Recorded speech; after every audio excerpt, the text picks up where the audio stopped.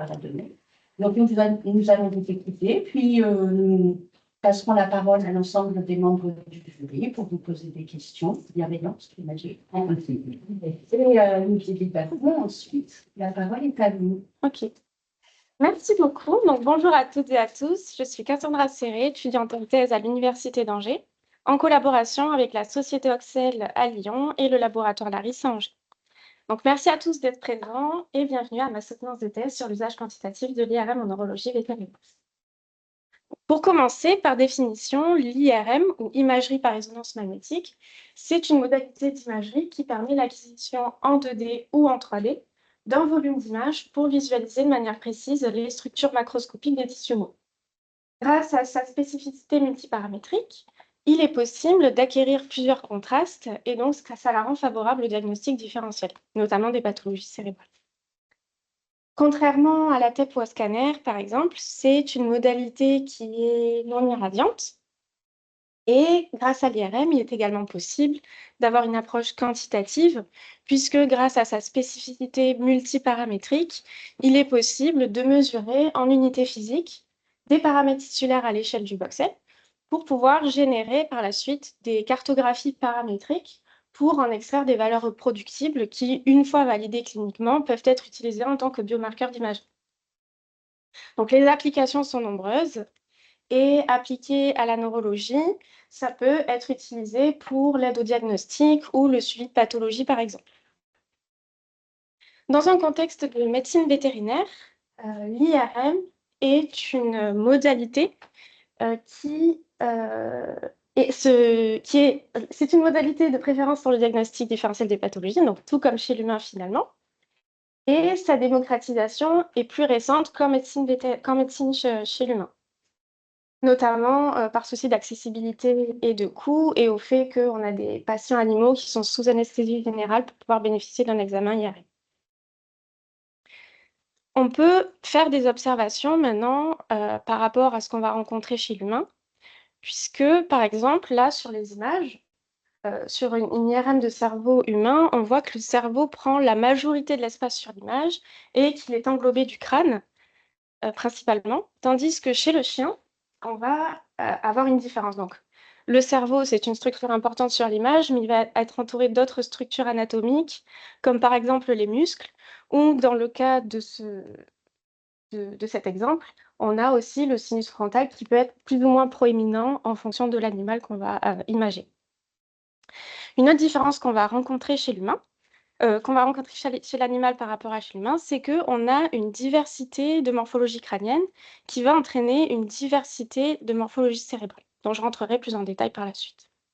Donc, face à ces observations-là, on peut se poser deux principales problématiques qui se sont posées au début de la thèse. La première étant que, étant donné que l'IRM se démocratise que plus récemment en médecine humaine par rapport à chez l'humain, est-ce que le domaine dispose actuellement de ressources suffisantes et comparables à ce qu'on va rencontrer chez l'humain pour pouvoir développer des outils automatisés via l'apprentissage machine qui nécessitent énormément de données? La deuxième question qui s'est posée en lien avec l'IRM quantitative était: est-ce que les méthodes d'IRM quantitative utilisées chez l'humain sont également utilisées chez l'animal? Donc, comme il s'agit de deux domaines assez nouveaux, un état de l'art a été nécessaire pour comprendre l'état d'utilisation de l'IRM quantitative et de l'apprentissage machine en neurologie vétérinaire, pour définir les enjeux associés et adapter les contributions de la thèse face à ces enjeux. Donc, pour faire cet état de l'art, plusieurs analyses ont été réalisées sur la taille des cohortes, les méthodes de traitement d'image utilisées, l'utilisation des cartographies paramétriques et l'utilisation de l'apprentissage machine. Donc, si on regarde la taille moyenne des cohortes, on va voir une taille moyenne de cohorte qui va atteindre 42 individus pour une taille maximale rencontrée de 314 patients.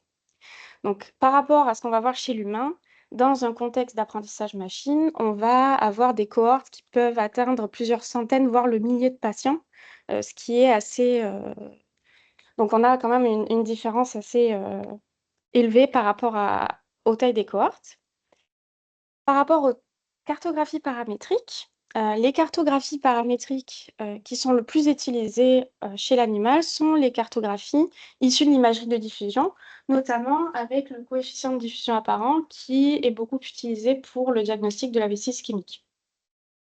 Maintenant, si on regarde les autres cartographies paramétriques qu'on peut obtenir avec l'IRM, comme celle issue de l'IRM de perfusion ou de la susceptibilité magnétique, on voit qu'il y a beaucoup moins de littérature à ce sujet et ça va avoir pour conséquence un manque de consensus entre les études et donc un manque de reproductibilité des résultats pour pouvoir les utiliser en tant que marqueurs. Côté traitement d'image, si on regarde les méthodes de pré-traitement d'image utilisées, on va voir que dans plus de la moitié des cas, on utilise de la segmentation.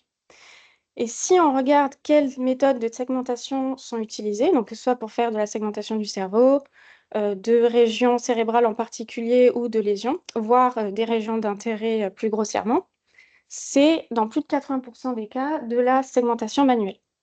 Donc là, on pourrait se poser la question, pourquoi on fait de la segmentation manuelle chez l'animal, sachant que chez l'humain, il y a énormément d'algorithmes automatisés pour réaliser ce genre de tâches. Je répondrai un peu plus tard pendant les contributions. Pour l'apprentissage machine, donc déjà, il y a très peu de littérature, puisque sur le sujet, un peu moins de 10 articles à l'heure actuelle sont disponibles. Les sujets principaux concernent la différenciation de lésions et l'amélioration de la qualité des images.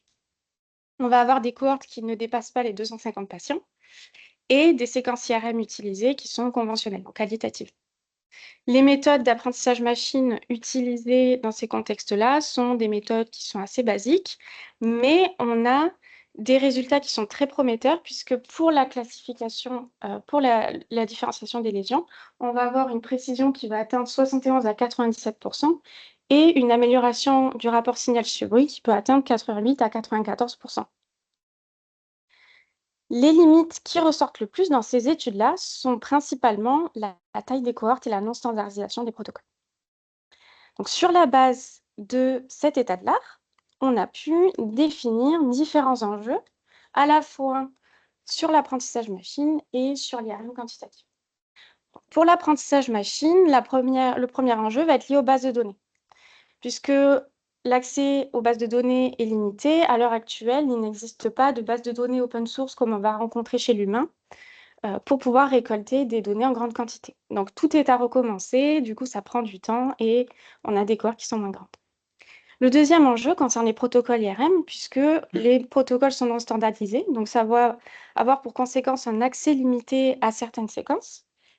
Et le dernier enjeu concerne les algorithmes de traitement d'image, puisqu'on a vu qu'on n'avait pas des algorithmes encore adaptés pour avoir des tâches automatisées, puisque par exemple pour de la segmentation, ça va être de la segmentation manuelle encore à l'heure actuelle.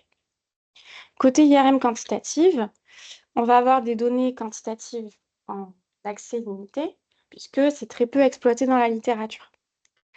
Donc, à cause de ça, on va avoir un souci de reproductibilité des résultats, puisque c'est très peu utilisé, et un manque de consensus entre les papiers, entre les études.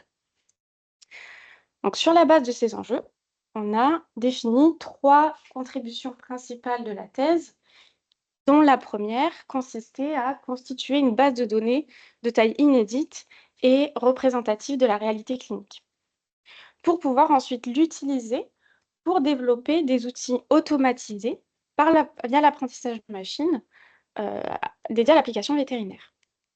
La troisième contribution consistait à explorer une approche d'IRM quantitative déjà existante chez l'humain pour pouvoir vérifier son applicabilité chez l'animal et optimiser potentiellement un protocole dédié en tenant en compte que les animaux sont sous anesthésie générale. Donc, première contribution, il fallait que je constitue une base de données de taille inédite et représentative de la réalité. Donc, pour ça, j'avais accès à un PACS à distance d'un centre hospitalier avec lequel on travaille et qui dispose d'une IRM de 1.5 Tesla. Donc, pour récolter correctement mes données, il fallait que je définisse des critères d'inclusion. Et le premier était de récupérer tous les examens IRM de l'encéphale uniquement, chez le chien, parce qu'il s'agit de l'espèce domestique la plus représentée à l'heure actuelle. Et il fallait également que les comptes rendus soient disponibles et validés par les spécialistes en radiologie pour pouvoir récupérer les diagnostics. Donc, sur la base de ces critères d'inclusion, un peu plus de 1300 patients ont pu être recrutés. Donc, on va voir que naturellement, on va avoir un équilibre entre chiens mâles et chiens femelles pour une moyenne d'âge de 7 ans. Ensuite, donc, on a plus de 1300 patients, donc c'est une base de données assez inédite qui dépasse largement ce qu'on va rencontrer dans la littérature, mais on a conscience qu'on va avoir des sources de variabilité qui vont avoir pour conséquence une hétérogénéité des bases de données et donc un enjeu méthodologique pour avoir une approche machine learning. Donc, l'analyse de la diversité a été faite sur les morphologies cérébrales, la diversité des lésions cérébrales en IRM et les métadonnées d'acquisition en IRM. Dans la cohorte, on va rencontrer 134 races différentes, dont 32 contiennent plus de 10 individus. Donc là, on voit qu'on a énormément de variabilité de races, et ces races peuvent être catégorisées en fonction de leur morphologie crânienne.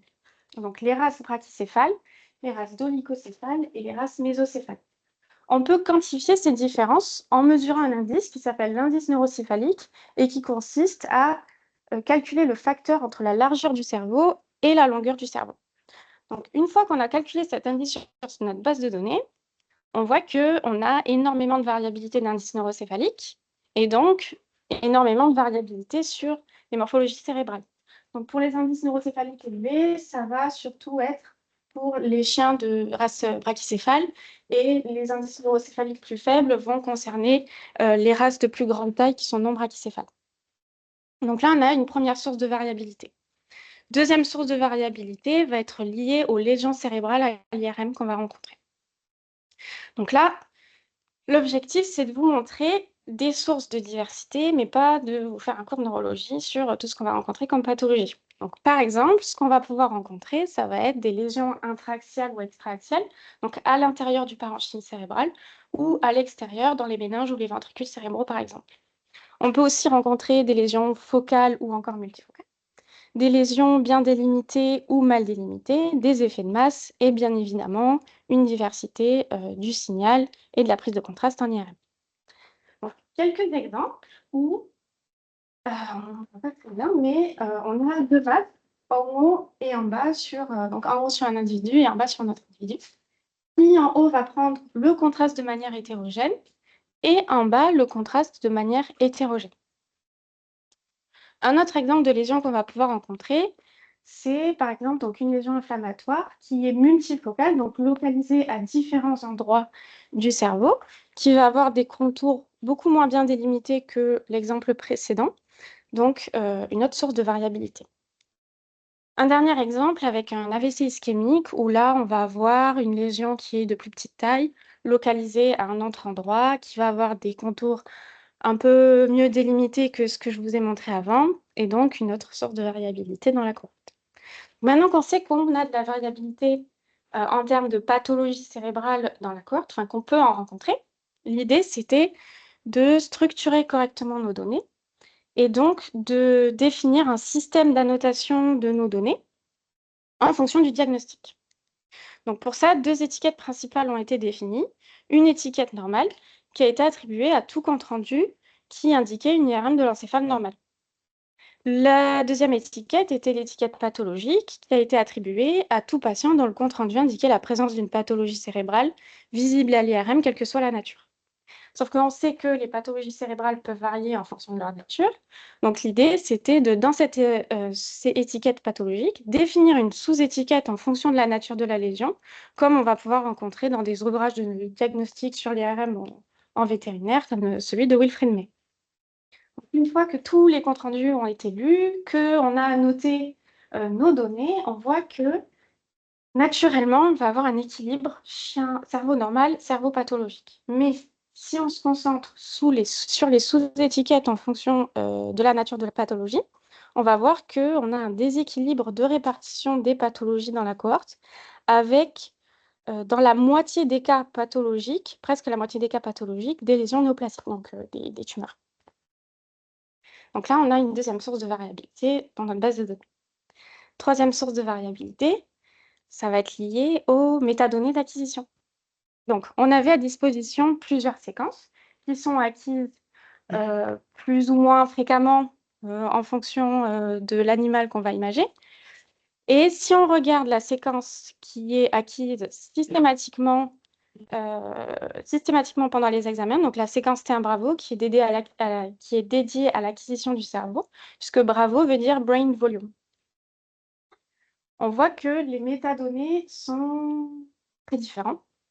Et si on regarde les métadonnées qui vont avoir un impact sur la résolution et la taille des images, on voit qu'il y a de la variabilité. Mais après, ça, c'est normal, puisque en fonction du gabarit de l'animal, il va falloir adapter ses paramètres pour avoir une bonne image à interpréter.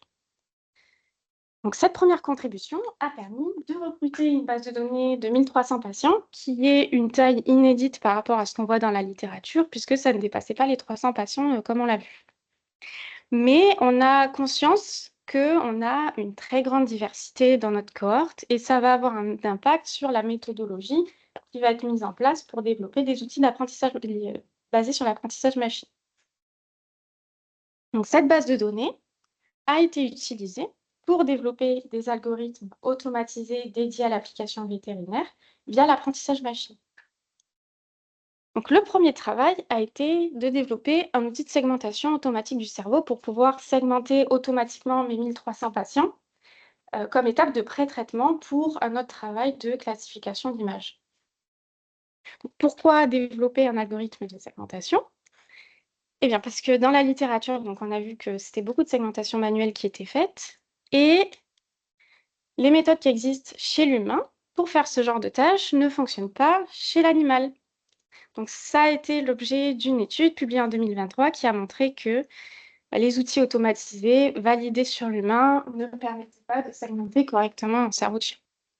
Donc, l'idée de ce travail était de développer un algorithme basé sur les atlas et il a été validé sur toutes les morphologies cérébrales, sur tous les contrastes, mais la problématique là, c'est qu'il a été validé que sur les cerveaux sains.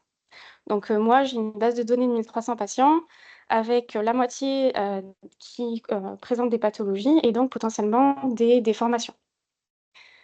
Donc, quand j'ai dû l'utiliser, il ne fonctionnait pas très bien. Donc, l'objectif, c'était d'avoir un algorithme de segmentation automatique robuste sur des cerveaux normaux et pathologiques en considérant la variabilité des morphologies cérébrales qu'on allait rencontrer.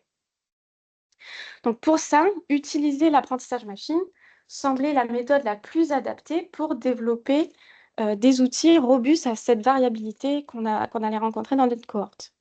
Donc, pour développer cet algorithme, on a récolté une centaine de patients de notre cohorte en considérant les cerveaux normaux et les cerveaux pathologiques et les morphologies crâniennes.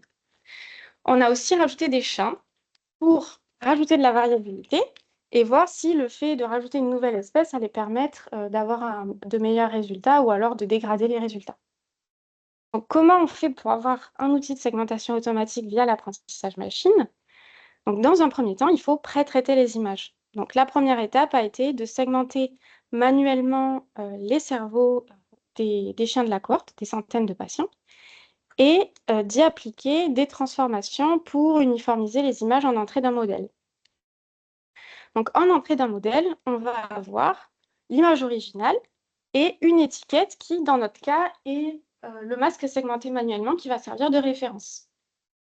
Ensuite, on a une étape de data augmentation où pendant l'entraînement, on va appliquer des transformations aux images, des modifications pour faire varier les données et faire voir le plus de variations pendant l'entraînement à notre modèle. Donc, le modèle qu'on a choisi, c'est un modèle, une architecture SegResNet en 3 dimensions, qui est un modèle de segmentation qui a montré son efficacité sur des tâches de segmentation d'images médicales. Et en sortie de ce modèle, on s'attend à avoir des masques prédits à la suite de cet entraînement. Donc, on a notre modèle entraîné sur des données d'entraînement. Et donc, pour vérifier les performances, ce qu'on va faire, c'est lui donner des données à segmenter qu'il n'a jamais rencontrées pendant l'entraînement pour voir s'il arrive à bien segmenter dessus. Donc là, notre ensemble de tests est composé de 10 patients en considérant les cerveaux normaux et pathologiques et toutes les morphologies cérébrales. Ensuite, on a vérifié la robustesse des résultats où, dans un premier temps, il s'agit d'entraîner le modèle sur toute la diversité de la base de données, puis d'entraîner le modèle sur des sous-ensembles d'entraînement séparés, plus uniformes en fonction d'une caractéristique sur laquelle on veut que notre modèle soit performant, et on compare les performances entre elles et avec les performances de notre méthode basée sur les atlas. Donc, pour vérifier les performances, deux métriques de similarité ont été mesurées, le coefficient de Dice et l'indice de Jacquard, qu'on a comparé aussi avec la méthode basée sur les atlas. Si on regarde les résultats par rapport au modèle entraîné sur toute la diversité et au modèle basé sur les atlas, on voit qu'on a augmenté à la fois pour tout l'ensemble de tests et pour tous les sous-groupes de l'ensemble de tests les deux coefficients de similarité. Donc on arrive à améliorer la similarité de la segmentation et puis ça se voit également sur l'image puisque en bleu, donc c'est en dessous, en vert c'est la vérité de terrain, il y a beaucoup plus de similarité avec les masques prédits sur le modèle entraîné sur toute la base de données par rapport au modèle basé sur les atlas. Si on regarde les résultats du modèle entraîné sur des sous-ensembles séparés, on voit qu'on n'arrive pas à améliorer les coefficients, même sur le sous-groupe concerné. Donc, par exemple, pour un modèle entraîné sur les chiens uniquement, on va voir que bon, déjà, sur l'ensemble de tests, c'est moins bon que sur le modèle entraîné surtout. Et sur le sous-groupe de chiens, on voit que les coefficients sont moins bons que le modèle entraîné sur toute la diversité et ils sont à peu près similaires à ce qu'on va rencontrer avec la méthode basée sur les atlas. Donc, cet algorithme-là, donc le modèle entraîné sur la diversité de la base de données, évidemment, qui permet d'améliorer les résultats, a été utilisé comme outil de pré-traitement pour segmenter les 1200 patients à l'instant, comme étape de pré-traitement pour un algorithme de classification automatique d'images en fonction du diagnostic. Donc là, l'objectif, c'était d'avoir une première base pour avoir un algorithme de classification automatique de cerveau en fonction d'une classe normale pathologique, comme on a défini dans la première contribution, pour avoir une première étape pour un outil d'aide au diagnostic, d'aide au diagnostic différentiel par rapport aux natures de lésions en particulier. Donc, comment on fait pour avoir un outil de classification par apprentissage machine? Eh bien, les étapes sont à peu près les mêmes que pour la segmentation. On va avoir une étape de pré-traitement des images où, dans un premier temps, on a segmenté toutes nos données avec l'algorithme qu'on vient de développer. On applique aussi de la data augmentation, de l'augmentation de données, et on teste sur différentes architectures de réseaux de neurones pour faire de la classification et voir lequel est le plus adapté à notre base de données. Et là, ce qu'on attend en sortie, c'est pas un masque, c'est une valeur, une prédiction comprise entre 0 et 1, où plus la prédiction se rapproche de 0, plus on va considérer que le cerveau est normal, plus la prédiction se rapproche de 1, plus on va considérer que le cerveau est pathologique. Donc, une fois que notre modèle est entraîné, on le teste sur un ensemble de tests qui est ici composé de 95 patients. Et on mesure les performances, on analyse les performances en fonction de métriques dédiées. Donc là, c'est plus des métriques de similarité. Ou comme là, on veut faire de l'aide au diagnostic, on va se concentrer sur des métriques d'intérêt, donc la précision globale de la classification et la sensibilité du modèle à détecter des cas pathologiques. Donc ça va être en corrélation avec le fait d'avoir une bonne valeur prédictive négative, puisque là, on va chercher à rater le moins de cas positifs, à rater le moins de cas positifs possible pour avoir le moins de faux négatifs. Voilà, donc on avait notre base de données, 2300 patients, et donc là, l'idée, c'était d'utiliser une séquence en grande quantité. Donc, celle qu'on a utilisée dans un premier temps, c'est la séquence T1 Bravo, parce que d'une part, elle est acquise systématiquement, donc elle était au nombre du nombre de patients qu'on a dans notre cohorte. C'est une image acquise en 3 dimensions, donc qui est très bien résolue dans les 3 plans, qui a une haute résolution dans les 3 plans de l'espace, et donc ça la rend favorable à l'utilisation de modèles en 3D. C'est aussi, malgré que ce soit une séquence T1, une séquence qui est dédiée à l'imagerie du cerveau et qui permet donc un bon contraste entre la matière blanche et la matière grise. Donc, dans un premier temps, on a utilisé toute notre cohorte, on a choisi la séquence T1 Bravo et on l'a entraînée sur des réseaux de neurones en 3 dimensions. Donc, ce qu'on va obtenir comme résultat, ce sont des résultats qui sont plus stables pour un réseau de neurones convolutionnel, mais qui sont bien en dessous de ce vont obtenir des experts. Si, dans notre cas, on veut obtenir des résultats aussi élevés que des experts, on va devoir faire rentrer notre modèle dans une zone de surapprentissage qui va signifier que dans cette zone-là, notre modèle va apprendre par cœur sur les données d'entraînement. Et donc, quand on va le tester sur notre ensemble de tests, les résultats ne sont pas reproductibles. Donc ça peut être dû au fait qu'on a un modèle trop complexe. Donc là, on utilise des images 3D, donc c'est énormément de pixels à traiter, de voxels à traiter. Donc là, l'idée, c'était il faudrait plus de données. Sauf que là, ce qu'on a fait, c'est le maximum qu'on pouvait faire en fonction des critères d'inclusion qu'on avait. Donc l'idée, c'était de réduire la complexité du modèle en réduisant les dimensions de l'image. Donc en utilisant des images 2D. Donc c'est ce qu'on a fait. Et comment on obtient une image 2D à partir d'un volume 3D qu'on a de cette séquence? Oui, donc là, en fait, image 2D, quand j'entends image 2D, j'entends image XY et pas une image acquise en 2D qu'on rencontre en image médicale. Donc, comment à partir de mon volume, j'obtiens une image 2D? Eh bien, je peux faire appliquer une méthode de projection qui consiste à prendre mon volume d'image, à appliquer une projection dans les 3 plans pour obtenir un plan projeté réduit XY que je vais concaténer pour obtenir une image XY à 3 canaux. Donc, par exemple, une image RGB, une image couleur. Donc, pour faire la projection, je peux utiliser plusieurs formules mathématiques, dont la moyenne, la médiane et l'écart type, par exemple. Et donc là, on sait qu'on va passer du 3D au 2D, donc on va perdre de l'information, mais l'idée, c'était d'en perdre le moins possible. Et en regardant sur un échantillon d'images, on a choisi d'utiliser la médiane parce que c'était celle qui permettait de perdre le moins possible d'informations sur notre image. Donc, on a testé ça. Et on voit qu'on a des résultats qui sont du même ordre de grandeur, qui sont même, voire réduits, mais on a aussi réduit notre surapprentissage. Donc, ça veut dire que notre modèle, il va aller plus loin pendant l'entraînement, mais ça ne veut pas dire qu'on va améliorer les résultats les performances de classification. Donc là, ce qu'il nous faudrait, c'est plus de données, évidemment. Mais comme on ne peut pas, l'idée, c'était de stratifier notre base de données actuelle pour homogénéiser la base de données en réduisant la diversité des pathologies dans la cohorte. Donc pour ça, plusieurs points de vue, plusieurs scénarios ont été envisagés. Donc le premier, c'est le scénario de la diversité qu'on vient de faire avec toute notre cohorte. Le deuxième consistait à ne garder que les pathologies majoritaires dans la cohorte et d'enlever les pathologies, les sous-étiquettes minoritaires dans la cohorte.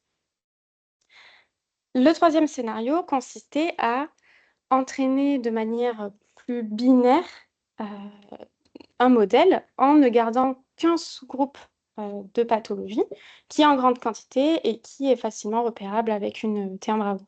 Donc là, c'était les lésions néoplasiques. Donc là, pendant les entraînements, on part avec des données réduites, à la fois sur l'ensemble d'entraînement et sur l'ensemble de tests en fonction du scénario qu'on va explorer.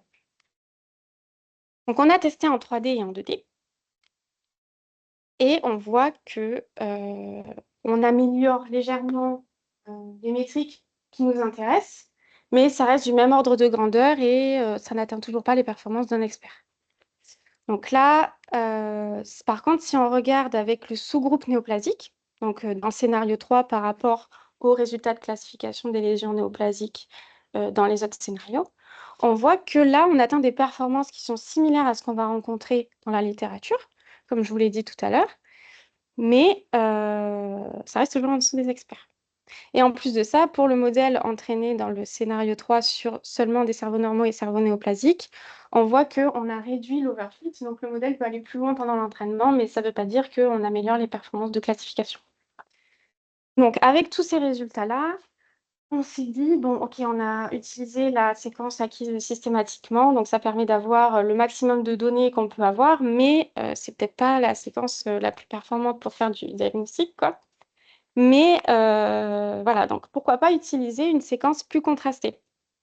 Donc c'est la séquence sur laquelle on s'est penché, c'est la séquence T2 cube, qui est complémentaire à la séquence T1, qui est une séquence acquise en 3 dimensions également, donc qui est très bien résolue dans les 3 points d'espace et qui est bien contrastée. Donc, on a fait les tests en 3D et en 2D selon différents scénarios. Et là, on part avec 300 données de moins, puisque avant on était un peu plus de 1300 patients, et maintenant on a une cohorte qui dépasse à peu près 1000 patients. Donc on réduit nos données en fonction de la stratification, et on voit qu'on a des résultats qui sont du même ordre de grandeur que la T1, alors qu'on aurait plutôt tendance à penser qu'on aurait un petit peu amélioré les résultats. Et ça, c'est pareil pour la stratification. Donc, même pour les lésions néoplasiques, on va avoir les mêmes performances. Donc là, on a entraîné des modèles sur des T1 et des T2 séparés. On sait que ce sont des séquences complémentaires pour le diagnostic. Donc, l'idée là, c'était de se servir des prédictions de 2 modèles entraînés séparément sur des séquences complémentaires et de voir si le fait d'utiliser le côté multimodal de l'IRM permettait d'améliorer les résultats. Pour ça, on peut utiliser une méthode de fusion tardive où on va fusionner les prédictions faites sur les T1 et les prédictions faites sur les T2, moyenner les prédictions pour avoir des prédictions moyennées comprises entre 0 et 1 et faire la classification en fonction de ces résultats-là. Donc, ce qui a été fait, on a fait la fusion tardive sur les prédictions 3D et sur les prédictions 2D et on a regardé ce que ça donnait. Donc, on voit que on est toujours sur le même ordre de grandeur. On a un petit peu amélioré les performances, mais c'est toujours du même ordre de grandeur. Et en 2D, on n'a pas du tout amélioré. Les résultats sont même meilleurs sur les séquences entraînées, enfin sur les modèles entraînés séparément. Donc, ces travaux-là ont permis de conclure qu'on a besoin de beaucoup de données. Voilà. Il vaut mieux, si on veut améliorer les résultats, il vaut mieux favoriser des modèles 3D parce qu'on a vu qu'un modèle arrivait à mieux faire de la classification à partir des données 3D. Et le fait d'utiliser le côté multimodal de l'IRM est très prometteur pour pouvoir envisager des outils plus généralisables et plus performants. Troisième contribution concernait l'IRM quantitative. Donc là, l'idée, c'était pas de tout développer de zéro, de développer une nouvelle technique, c'était vraiment d'utiliser une méthode d'IRM quantitative connue et utilisée en médecine vétérinaire pour pouvoir vérifier son applicabilité sur l'animal et optimiser un protocole associé en considérant que les animaux sont sous anesthésie générale. Et donc, si on veut l'envisager en routine clinique pour favoriser la récolte de données, il va falloir avoir un protocole très optimisé, très rapide. Donc, la méthode d'IRM quantitative qu'on a choisie, c'est la mesure des temps de relaxation longitudinaux de T1. Donc, pourquoi cette technique-là? Eh bien, parce qu'en médecine humaine, c'est une méthode qui a montré, qui a prouvé son intérêt pour l'aide au diagnostic, la caractérisation des maladies neurodégénératives et des maladies tumorales telles que le glioblastome. Ajouté à ça, ces maladies-là sont spontanément développées également chez les chiens. Donc, ça va rendre intéressant des études de translationnalité chien-humain avec cette méthode-là. Donc, le problème, c'est que dans la littérature, à l'heure actuelle, on n'a pas de référence de temps de relaxation des tissus cérébraux chez le chien. Et que les protocoles spécifiques pour mesurer les temps de relaxation T1 ne sont pas inclus en routine clinique, parce que c'est un protocole qui est spécifique à ça. Donc l'objectif, c'était d'utiliser un protocole rapide, adapté pour l'application vétérinaire, pour pouvoir envisager une récolte en grande quantité de données quantitatives. Et par la même occasion, de définir les temps de relaxation en conditions normales des T1, des tissus cérébraux. Donc pour ça, la méthode qu'on a utilisée, c'est la méthode des angles de bascule variables, parce que c'est un protocole qui est très rapide à acquérir, parce que c'est une méthode qui nécessite un protocole rapide à acquérir, et dont les cartographies T1 sont facilement calculées, puisqu'il s'agit de faire le fit d'une fonction linéaire. Donc là, la démarche qui a été explorée, c'est d'abord de tester sur un fantôme homogène diverses combinaisons d'angles de bascule, puisqu'il faut faire varier les angles de bascule pour pouvoir faire les cartographies terrain avec cette méthode-là, et d'appliquer un facteur d'accélération pour voir si l'application de ce facteur d'accélération va avoir un impact sur une combinaison en particulier d'angles de bascule. Ensuite, pour une combinaison d'angles de bascule, on a testé sur un fantôme d'agarose et de sulfate de cuivre en différentes concentrations pour avoir un plus large rang de temps de relaxation qu'on va pouvoir potentiellement rencontrer en in vivo. Et selon un protocole défini sur le fantôme, on va le tester in vivo sur 4 chiens sains afin de mesurer les temps de relaxation des tissus cérébraux. Dans un premier temps, on a testé différentes combinaisons avec au minimum 3 angles de bascule, puisque dans la littérature, on a montré qu'il fallait au moins 3 angles de bascule pour avoir une bonne estimation des cartographies T1. On a testé aussi avec un plus grand nombre d'angles de bascule afin de voir si le fait d'ajouter un facteur d'accélération allait changer quelque chose au résultat. Donc le facteur d'accélération qui a été utilisé ici, c'est le facteur ARC qui est une méthode d'acquisition en parallèle pour accélérer l'acquisition des images tout en gardant une bonne résolution des images. Donc pour ça, on a mesuré dans une région d'intérêt du fantôme les signaux moyens et les temps de relaxation moyens afin d'analyser les résultats. Donc, on voit d'abord que pour les petits angles de bascule, on va avoir des signaux qui sont très rapprochés. Donc, quand on va estimer la courbe linéaire, on va avoir un petit biais par rapport aux autres combinaisons d'angles de bascule.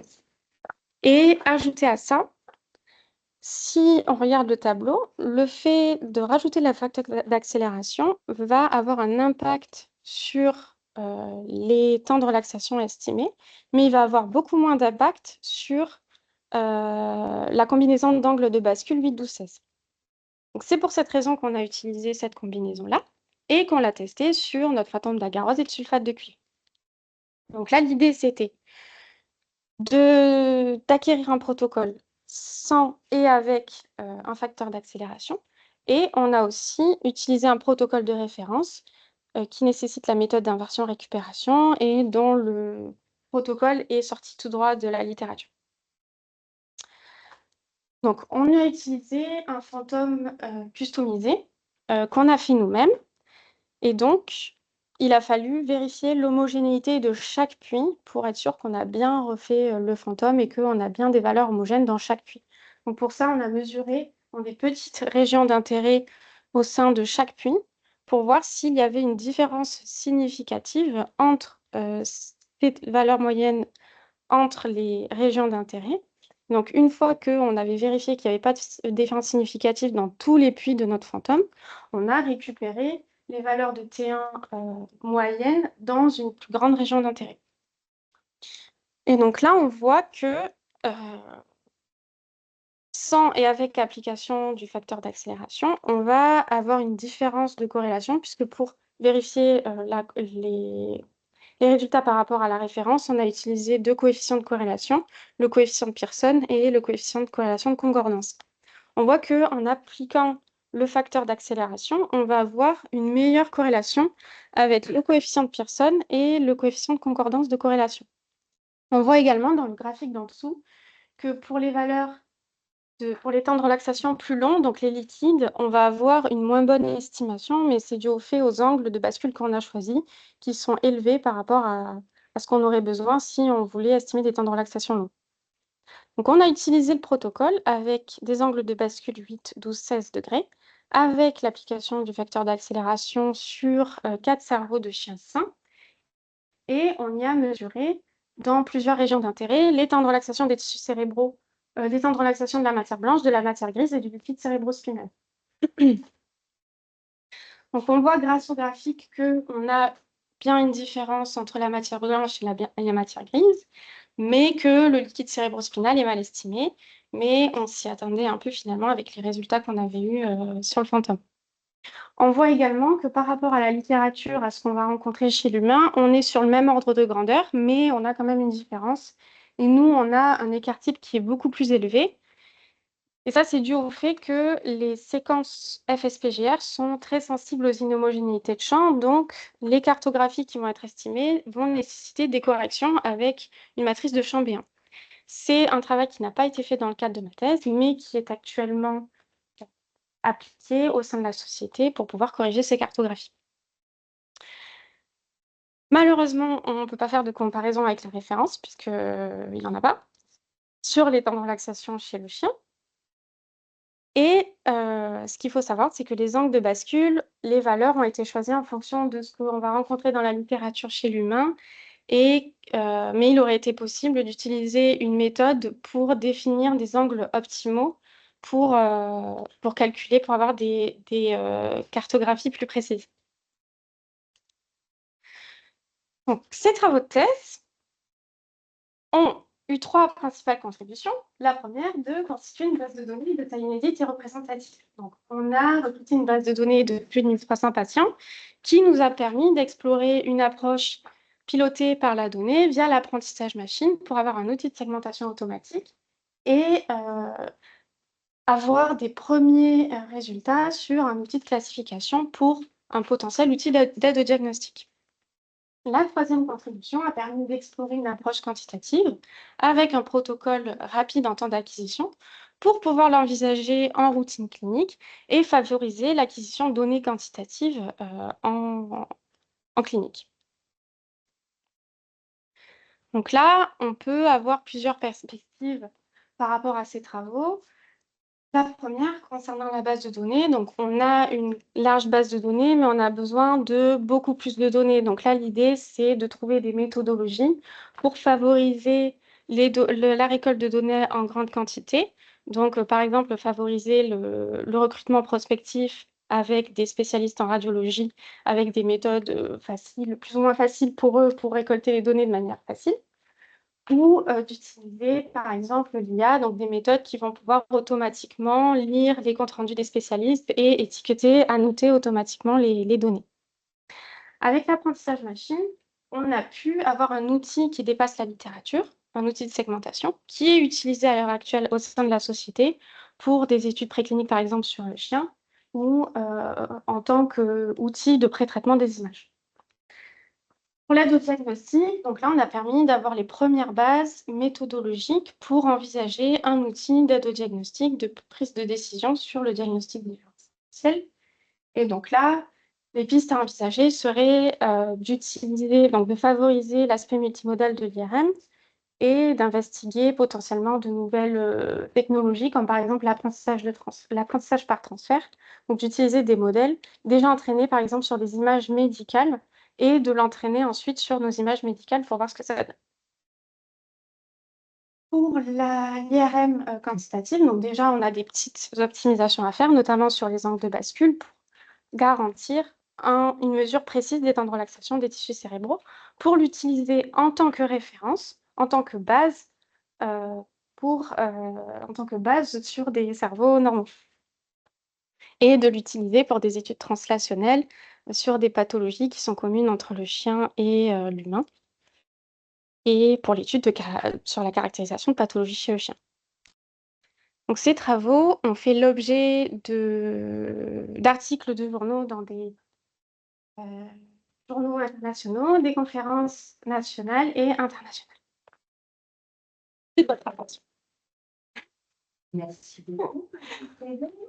Cette présentation tient parfaitement dans les... C'est vrai, j'avais pas le chrono. Très didactique. Très bien. Je vais tout de suite laisser la parole à votre rapporteur Simon Lambert. Il va pouvoir vous poser